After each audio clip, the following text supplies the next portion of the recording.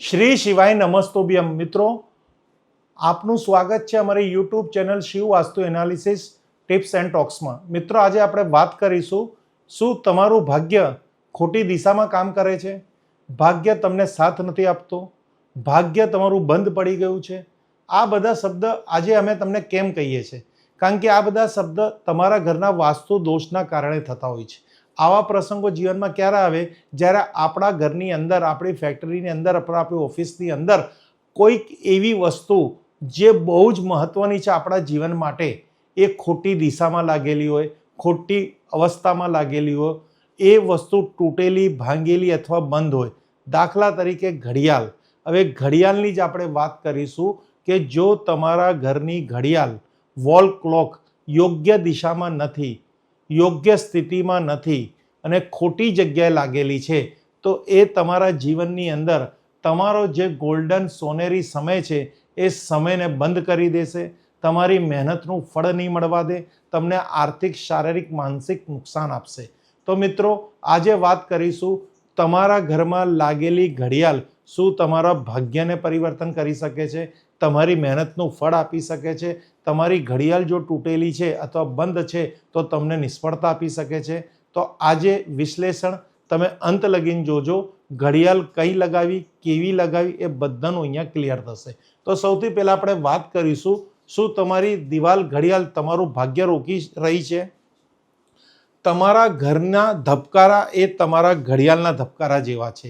ઘરને સુંદર બનાવવા માટે આપણે મોંઘા sofa, dining set, TV, fridge અને કમ્પ્યુટર ખરીદીએ છીએ, પરંતુ નાની દિવાલ ઘડિયાળના સ્થાન પર ઘણીવાર ધ્યાન આપતા નથી. વાસ્તુની પરંપરાગત માન્યતા મુજબ ઘડિયાળ માત્ર સમય બતાવતું સાધન નથી, તે ઘરના ધબકાર અને સમય ગતિનું પ્રતીક છે. યોગ્ય સ્થળ પર ચાલતી ઘડિયાળ સમય, શિસ્ત, સકારાત્મકતા અને પ્રગતિની યાદ અપાવે છે. હવે આ છે ઘડિયાળનું વિશ્લેષણ કે ઘડિયાળનું અવાજ, ઘડિયાળનું ટીક ટીક એ બહુ જ મહત્વનું છે. હવે તમારે સૌથી પહેલાં ઘડિયાળ ક્યાં લાગેલી છે એના વિશે જાણવું જરૂરી છે, કારણ કે મેક્સિમમ લોકોના ઘરમાં ઘડિયાળ આવી રીતે જ લાગેલી હશે. હવે પથારીના માથાની ઉપર ઘડિયાળ, દાખલા તરીકે આ તમારો બેડ છે, બેડમાં અહીંયા તમારું માથું રહે છે અને એક્ઝેક્ટ એની ઉપર તમે જો ઘડિયાળ લગાવી છે, તો સૂતી વખતે માથાના ઉપર ઘડિયાળ ના રાખો. ઘડિયાળનો સતત ટીક ટીક અવાજ ઊંઘ અને માનસિક શાંતિમાં ખલેલ પાડી શકે છે. ઘડિયાળને પથારીથી થોડે દૂર રાખો અને શાંત અવાજવાળી ઘડિયાળ પસંદ કરો. આનાથી તમારા ઊંઘવામાં તકલીફ પડશે, જેથી કરી તમને શારીરિક તકલીફ આવશે. એટલે ઘડિયાળ તમારી બીમારીનું પણ સૂચક છે જો એને યોગ્ય દિશામાં ના રાખવામાં આવે તો. દરવાજાની ઉપર ઘડિયાળ કદાપી ના રાખો. આ તમારો મુખ્ય દરવાજો છે. આ દાખલા તરીકે રસોડાનો દરવાજો હોય કે આ શૌચાલયનો દરવાજો હોય, એની એક્ઝેક્ટ ઉપર આપને જગ્યા મળે એટલે આપણે ઘડિયાળ લગાવી દઈએ છીએ. તે બહુ જ ખોટું છે. મુખ્ય પ્રવેશ દ્વાર, રસોડાના દરવાજા અથવા શૌચાલયના દરવાજા ઉપર ઘડિયાળ લગાવવાનું ટાળો. વાસ્તુ માન્યતા મુજબ ઘડિયાળની નીચેથી વારંવાર પસાર થવું યોગ્ય માનવામાં આવતું નથી. હવે સુરક્ષાની દ્રષ્ટિએ પણ ભારે ઘડિયાળ પથારી અથવા દરવાજાની ઉપર ન લગાવો. એટલે તમે દરવાજાની ઉપર જો ઘડિયાળ લગાવશો અને એની નીચેથી તમે અવર જવર કરશો તો તમારો સમય નક્કી થાય છે, તમારી પ્રગતિ રોકાઈ જાય છે, તમારા જીવનમાં એવી સમસ્યાઓ આવે છે, શારીરિક તકલીફ ઊભી થાય છે, જેથી કરીને બહુ કષ્ટો થાય છે.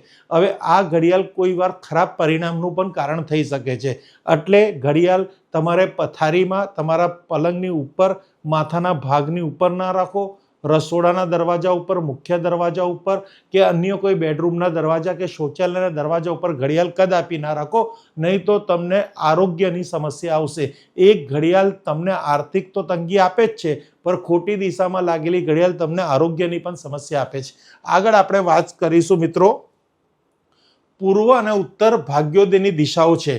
હવે મુદ્દાની અહીંયા એ વાત છે કે તમારે ઘડિયાળ કઈ દિશામાં લગાવી એ અહીંયા તમારે જાણવું બહુ જરૂરી છે.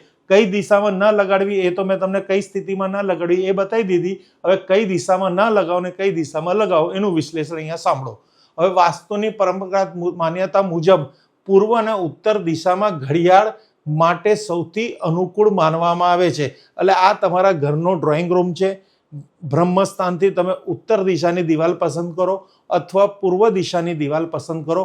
કાં તો ઉત્તર દિશામાં ઘડિયાળ લગાવો, કાં તો પૂર્વ દિશામાં ઘડિયાળ લગાવો, પર દરવાજાની ઉપર નહીં. એક ખાસ ધ્યાન રાખવાનું, જો ઉત્તરમાં દરવાજો આવતો હોય તો ઉત્તરની ઉપર દરવાજા ઉપર નથી લગાડવાની, પૂર્વમાં દરવાજો આવતો હોય તો પૂર્વના દરવાજા ઉપર નથી લગાડવાની. ત્યાં એક મજબૂત દિવાલ ઉપર ઘડિયાળ લગાવવાની છે. મહત્વનું માત્ર એ નથી કે ઘડિયાળ ક્યાં લગાવી, સમય જોતી વખતે તમારો ચહેરો કઈ દિશામાં રહે છે તેનો પણ ધ્યાન રાખો. હવે તમે ઉત્તર દિશામાં ઘડિયાળ લગાવશો એટલે તમે જ્યારે પણ સમય જોશો તો તમે ઉત્તર દિશા તરફ જોશો, જેથી કરીને કુબેરના આશીર્વાદ તમારા પર સતત વરસતા રહેશે. અને પૂર્વ દિશામાં ઘડિયાળ હશે તો તમારું મોઢું પૂર્વમાં રહેશે, જેથી કરીને તમને સૂર્ય ભગવાનના પણ આશીર્વાદ તમારા ઘર પર સતત વરસતા રહેશે.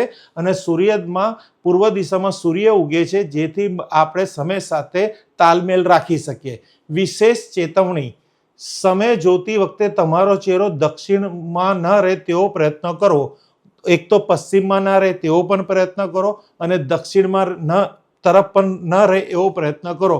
એટલે ઘડિયાળને કોઈ દિવસ પશ્ચિમની દિવાલે પણ હું તો કહીશ ના લગાવો, અથવા તમારે દક્ષિણની દિવાલે પણ ઘડિયાળ ના લગાડો, તો તમારો ચહેરો નહીં તો પશ્ચિમમાં પણ નહીં રહે, નહીં તો દક્ષિણમાં પણ નહીં રહે. એટલે ઉત્તર અથવા પૂર્વની દિવાલે લગાવો. પશ્ચિમ દિશા સમય અને મહેનતને બરબાદ કરી નાખે છે. પશ્ચિમ સૂર્યાસ્તની દિશા છે. વાસ્તુ માન્યતા મુજબ પશ્ચિમ દિવાલ પર ઘડિયાળ લગાવતી મહેનતના પરિણામમાં વિલંબ અને સમયનો બિનજરૂરી વ્યય થઈ શકે છે. એટલે લાગી ગઈ છે તો ઠીક છે, ત્યાંથી હટાવી દો, બાકી તમારા સમયનો અહીંયા વેડફાઈ જશે. પશ્ચિમ દિશામાં ઘડિયાળ લગાવશો, તમારી બિનજરૂરી સમયનો વ્યય થઈ જશે, મહેનતનું પરિણામમાં બહુ જ વાર લાગશે. ઉત્તર અને પૂર્વમાં જો ઘડિયાળ હશે તો સટાસટ તમારી જીવનની પ્રગતિ ચાલુ. ઉત્તર અથવા પૂર્વ દિવાલ પર ઉપલબ્ધ હોય તો પશ્ચિમ દિશામાં ઘડિયાળ લગાવવાનું ટાળો.